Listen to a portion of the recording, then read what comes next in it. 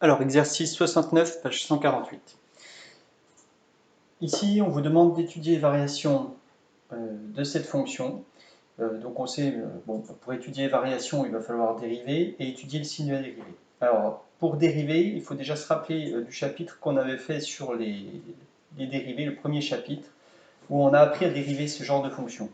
Donc là, ce n'est pas une expression toute simple, mais clairement, c'est une expression du type U sur V. Donc, on écrit G est du type U sur V. Et à partir de ce moment-là, on sait qu'on va savoir dériver. Et la formule, c'est U sur V, on peut la rappeler. U sur V prime, c'est égal à U prime V moins U V prime sur V carré. Alors, ce qui est très utile, c'est de noter ce qui est U et V pour pouvoir appliquer bien tranquillement la formule. Alors, U, c'est x carré moins 3, c'est le numérateur, et V de x, c'est x carré plus 1, le dénominateur. Alors, bien sûr, on calcule U' et V' parce qu'on en a besoin dans la formule.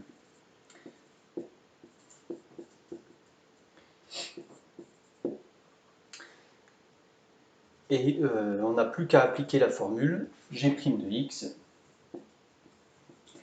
est égal à U', donc je reprends U', 2x multiplié par V qui est x carré plus 1, moins U, donc qui est x carré moins 3, donc ici surtout on n'oublie pas les parenthèses, multiplié par 2x,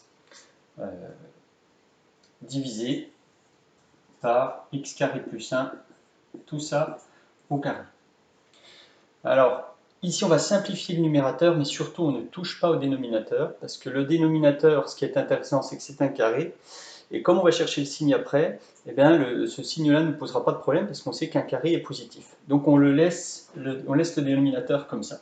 Par contre, je vais simplifier un petit peu le numérateur, donc au-dessus, j'obtiens 2x cube plus 2x. Alors on fait très attention au moins dans la parenthèse, ça fait moins x carré fois 2x moins 2x cube.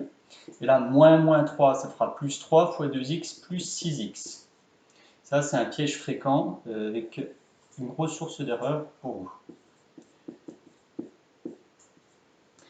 Voilà, donc on s'aperçoit que les x cubes, c'est bien tant mieux, disparaissent. Et donc, il nous reste 8x sur x carré plus 1. Et là, il est temps de s'arrêter, de se poser la question, est-ce que c'est une expression dont le signe est difficile à étudier ou pas? Ou est-ce que je sais faire?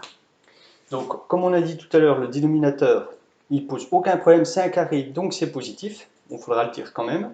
Et le numérateur, est-ce qu'il est difficile à étudier? Ben non, c'est une expression du premier degré, donc on sait parfaitement étudier son signe. Bon, c'est 8x, c'est très simple, c'est négatif si x est négatif, positif si x est positif. Je rappelle qu'ici, le coefficient directeur est positif, donc si vous voulez, l'expression, on a une fonction qui fait ça. Négatif avant 0, positif après 0. Alors, au niveau de la rédaction, on écrit x carré plus 1 au carré. Ça, c'est une expression même qui est strictement positive. Hein. Le x carré là est positif, le plus 1, ça ne sera même jamais égal à 0. Pour tout x appartenant à R. Et ce qu'il faut apprendre à faire, c'est mettre une petite phrase du style G' de x est, donc c'est bien le même signe, puisque le dénominateur a un signe positif, il n'influe pas sur le signe. Donc G' de x est du signe de 8x. Alors, puisque maintenant on a dit que c'était du signe de 8x, on s'intéresse au signe de 8x, et on peut faire un petit tableau de signes. Alors, 8x va changer de signe quand x vaut 0. Donc je mets le signe de 8x, ça va de moins l'infini à 0 plus l'infini. Ici, il y a le changement de signe, donc négatif et positif. Bien, on a tout ce qu'il faut, puisqu'on a justifié le signe de notre dérivée, on a tout ce qu'il faut maintenant pour faire le tableau de variation. Donc, on établit le tableau de variation en suivant le signe qu'on avait obtenu. Donc le signe, je rappelle, c'était négatif avant 0, positif après 0. Donc je vais recopier ça. Donc je remets G2x qu'on met sous les yeux, égale x carré moins 3 sur x carré plus 1. Donc je peux établir mon tableau de variation mettant g' de x. On aime bien à chaque fois avoir g' de x et g de x. Donc ici, moins l'infini plus l'infini. On a dit que g' changeait de signe en 0. Je le mets ici. Négatif avant 0, positif après 0. Et bien sûr, les variations, on va les obtenir en dessous. Donc quand la dérivée est négative, la fonction est décroissante. Et quand elle est positive, la fonction est croissante. Donc voilà, on établit là les variations de g. Bien souvent, on aime quand même mettre la valeur ici des extrémums locaux. Donc on peut tout de suite calculer g de 0. Ça fait 0 au carré moins 3, ça fait moins 3, sur 0 au carré plus 1, ça fait sur 1, donc ça fait moins 3. Deuxième question. Alors, ensuite, on vous demande des encadrements de g sur des intervalles donnés. Alors, il faut savoir que quand on a un tableau de variation, très souvent, on est capable de dire la fonction, elle varie de telle valeur à telle valeur. On peut même lire parfois son signe. Alors, ici, par exemple, pour le premier intervalle, c'est sur 0, 1. On vous demande un encadrement de la fonction sur 0, 1. Alors, qu'est-ce qui se passe entre 0 et 1? Il faut regarder le tableau. X ici, il est à 0. Et ensuite, je vais placer 1 comme ça. Et quand x se balade de 0 à 1, eh bien, les valeurs de g de x, vous voyez qu'elles passent de moins 3 à une certaine valeur ici qu'on va calculer. Alors, donc, je dois calculer g de 1. Alors, c'est pas très difficile. On remplace x par 1. Ça fait 1 moins 3, ça va faire moins 2 au-dessus. Sur 1 plus 1, ça va faire moins 1. Donc, ça fait bien moins 2 sur 1 plus 1. 2, ça fait moins 1. Donc ici, je peux rajouter moins 1. Vous voyez, on met des petits pointillés et j'obtiens moins 1.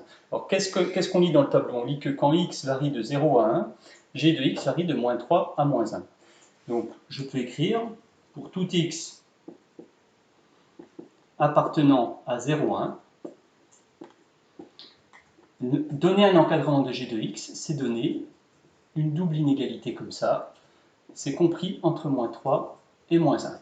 Ou encore, j'aurais pu écrire g de x appartient à l'intervalle moins 3, moins 1. Voilà. Alors ensuite, on a l'intervalle moins 1, 3. Donc c'est exactement la même chose. Sauf que cette fois-ci, bien sûr, on va s'intéresser à moins 1 et à 3. Donc je vais placer ici moins 1. Je vais calculer son image. Alors, si on calcule, je ne vais peut-être pas les écrire toutes, mais si on calcule g de moins 1, ça fait exactement pareil que g de 1. Donc on obtient aussi moins 1. Et puis g de 3, ça je peux le calculer. Alors g de 3, on obtient combien? C'est 3 au carré. 3 au carré, moins 3 sur 3 au carré plus 1, ça fait 6 sur 10. Donc on obtient 0,6 ou encore 3 cinquièmes, si vous voulez mettre sous forme de fraction. Alors maintenant, quand x se balade entre moins 1 et 3, donc il faut imaginer, on va d'ici à ici. Les valeurs de g de x, qu'est-ce qui se passe? Elles partent de moins 1. Elles descendent jusqu'à moins 3. Et ensuite, ça remonte jusqu'à 0,6. Donc ça, on le voit parfaitement bien dans le tableau. Donc quelle est la plus petite valeur atteinte? La plus petite valeur atteinte là-dessus, c'est moins 3. Et la plus grande valeur atteinte, eh bien, entre les deux, ici on était parti de moins 1, et ici par contre on est remonté jusqu'à 0,6. 0,6 c'est plus grand. Donc on voit que pour x appartenant à moins 1, 3, eh bien g de x, lui, la plus petite valeur qu'il a atteint, c'est moins 3, ici, et la plus grande valeur qu'il a atteint, c'est 0,6. Donc pareil, je peux le mettre sous forme d'intervalle, en faisant bien attention en mettant le plus petit à gauche et le plus grand à droite, ici. Alors l'erreur qu'il ne faudrait pas faire, c'est dire, vous voyez, quand on est entre moins 1 et 3, c'est dire simplement, c'est compris entre moins 1 et 0,6. Ici, ça n'irait absolument pas, parce qu'on voit bien qu'on descend jusqu'à moins 3. Et ça, on le lit vraiment parce qu'on a le tableau de variation sous les yeux. Alors ensuite, entre moins 1 et 1, je vais peut-être dire oralement les autres. Entre moins 1 et 1, donc je passe de moins 1 à 1. Quelle est quel est l'encadrement qu'on obtient? Je vais écrire juste l'encadrement. Eh bien, je suis parti de moins 1, je descends jusqu'à moins 3 et je remonte à moins 1. Donc la plus petite valeur atteinte, c'est moins 3. Et la plus grande, c'est moins 1.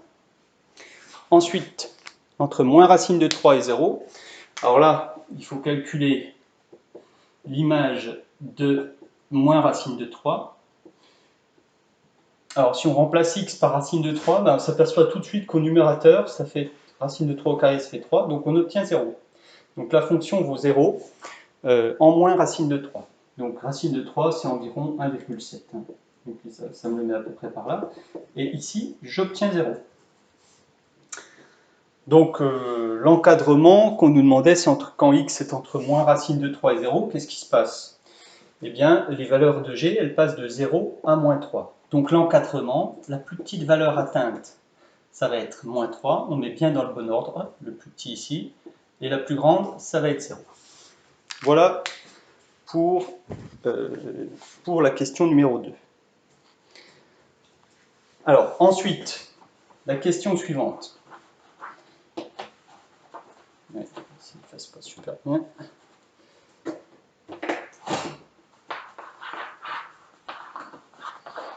Voilà.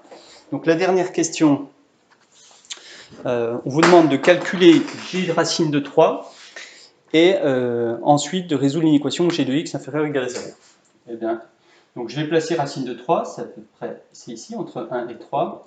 Et ici, ben, quand vous calculez l'image, vous obtenez 0.